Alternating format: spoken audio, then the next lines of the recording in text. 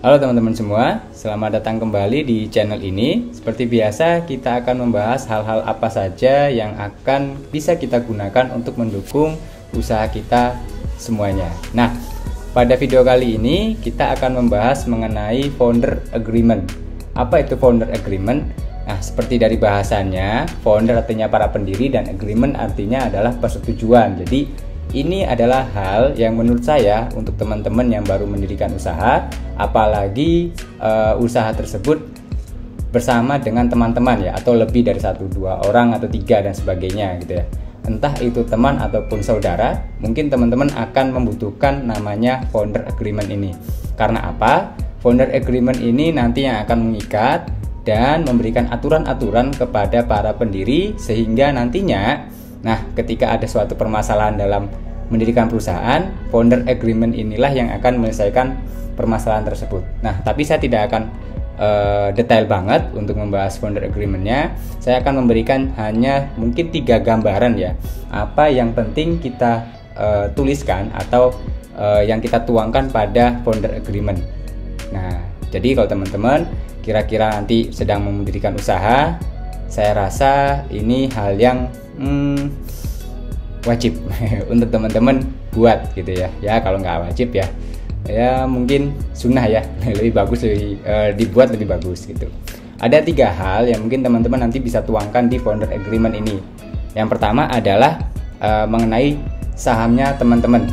Jadi tentu kalau kita bilang mendirikan usaha, awal-awal pasti ada pembagian saham ya. Misalkan ada perusahaan A yang didirikan oleh si C dan D gitu ya, si C, B, D gitu ya. Nah, si C, B, D ini sendiri mereka berjanji akan membagi saham, anggaplah itu 30-40%. Oke, dapat ya angka 100% gitu ya.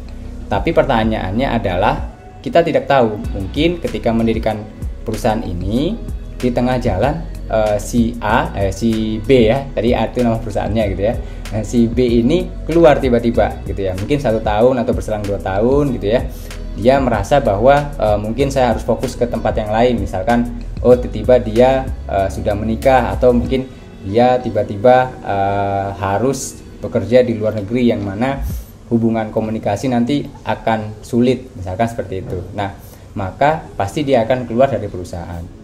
Nah, di sini posisi sahamnya akan bagaimana? Misalkan, kok kalau sama, ini para founder ya, kalau sama nantinya 30-30-40, apakah itu adil? Karena ketika 2 tahun dia sudah pergi dari perusahaan, sedangkan sisanya ini yang lebih banyak mengurus operasional karena dia dari jauh gitu ya, maka founder yang ditinggalkan ini akan merasa tidak adil gitu ya. Ini jadi permasalahan dalam mendirikan perusahaan. Daripada nanti cekcok, maka memang harus detail dari awal. Saya sarankan untuk membuat founder agreement dengan klausul bagaimana pembagian sahamnya teman-teman. Nah, mungkin saya kasih gambaran aja ya, misalkan gitu ya.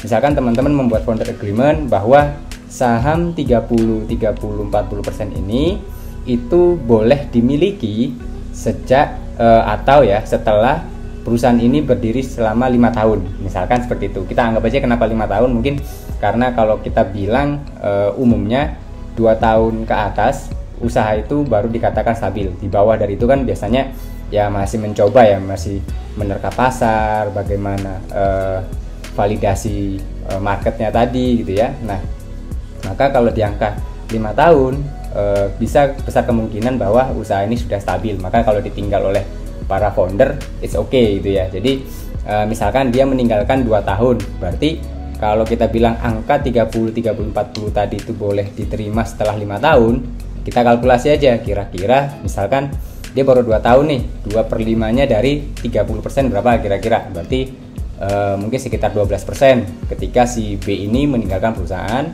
pada tahun kedua dari pendirian perusahaan, misalkan seperti itu. Atau kita pakai bobot, misalkan ini tergantung dari kebijakannya teman-teman ya. Kita ambil bobot itu misalkan gini ya, perusahaan 5 tahun baru dapat seluruh saham, tapi belum tentu setiap tahun itu porsinya berapa persennya sama. Misalkan ya tiap tahun harus 6% misalkan. Maka mungkin ada perusahaan yang berpikir 1 tahun awal, 2 tahun awal, dan 3 tahun awal itu kan bobot kinerjanya itu akan jauh lebih berat. Mungkin persentase sahamnya di awal yang lebih gede, misalkan kita ambil aja dia dapat 100% dari 5 tahun tadi ya. Misalkan tahun pertama 30%, tahun kedua 25%, misalkan seperti itu ya. Jadi semakin menurun karena bobot kinerjanya itu justru beratnya di awal. Karena ketika sudah mulai operasional sampai 5 tahun ke depan, pasti pertama dari segi finance sudah mulai kuat, segi bobot kerja mungkin sudah banyak karyawan, jadi para founder sudah nggak terlalu sibuk dengan bekerja lagi. Nah, nanti tergantung dari teman-teman. Yang jelas pertama tadi ya, yang saya sarankan adalah bagaimana mengatur pembagian saham kepada para founder ini. Saya sarankan mungkin 5 tahun ke depan. Ya bebas ya teman-teman, mungkin mau anggap 4 tahun, 3 tahun dan sebagainya, itu terserah dengan para founder melakukan agreement gitu ya. Makanya namanya founder agreement. Nah, poin kedua adalah larangan saat mendirikan usaha bersama. Nah, larangan-larangan ini harus jelas. Misalkan begini, pada saat mendirikan usaha bareng ini kita tidak boleh bekerja di tempat lain, misalkan gitu, atau nggak boleh membangun usaha lain. Jadi memang benar-benar para founder harus fokus di sini. Nah, itu silakan dibuat agreementnya. Karena pasti misalkan ya, ini ada, mungkin kita buat cerita-cerita aja gitu ya. Ada para founder 3 orang gitu ya, misalkan. Tapi yang satu ini dia tiba-tiba buat usaha baru. Akhirnya pasti waktu yang diberikan kepada perusahaan yang bangun bareng-bareng tadi ini 3 orang pasti akan berkurang gitu ya. Atau mungkin jadi dia tiba-tiba capek atau dia harus keluar kota. Waktu diajak koordinasi misalkan gitu ya, ternyata dia ada koordinasi lain dengan perusahaannya dia sendiri yang satunya lagi gitu. Nah, maka performanya pasti akan tidak maksimal. Maka larangan-larangan ini perlu dibuat untuk para founder. Misalkan bukan cuma dari membuat perusahaan, bisa jadi juga dilarang bekerja di tempat lain misalkan. Jadi nggak boleh, bahasa Jawanya itu nyambi atau apa ya, ya part time gitu ya. Jadi seakan-akan perusahaan ini cuma sebagai part time-nya dia saja gitu ya. Itu kan tidak maksimal. Atau bisa jadi gini, oke, para founder setuju kita bisa membangun bisnisnya masing-masing. Nah, tapi dilarang untuk membangun dengan produk yang sama. Misalkan tadi bangun bareng-bareng, ternyata mereka semua ini pengusaha-pengusaha nih. Nah, ini kayaknya pernah saya alami juga gitu. Jadi para founder ini pengusaha-pengusaha juga. Nah, misalkan mereka mengembangkan namanya aplikasi LMS misalkan gitu. Nah, maka para pengusaha yang lain juga ini yang punya usaha sebelumnya nggak boleh nih ngembangin LMS sendiri gitu kan, karena nanti mungkin bisa jadi bentrok pasar gitu ya, konflik kepentingan itu juga mungkin terjadi gitu ya. Nah, maka itu ada larang-larangannya, nggak boleh membangun dengan produk yang sama. Nah, itu larangan ketika sedang mendirikan perusahaan. Itu poin yang kedua. Mungkin yang terakhir adalah poin ketiga, tapi nanti teman-teman bisa eksplor lagi ya untuk yang 4, 5, dan 6 seterusnya. Poin ketiga dari saya mungkin adalah larangan ketika telah meninggalkan perusahaan. Jadi anggap saja sudah selesai dari masa jabatannya dia untuk memegang perusahaan, atau bisa dibilang tadi awal-awal ya, membutuhkan waktu 5 tahun baru boleh keluar dari perusahaan dengan menerima saham 100% dari bagiannya dia.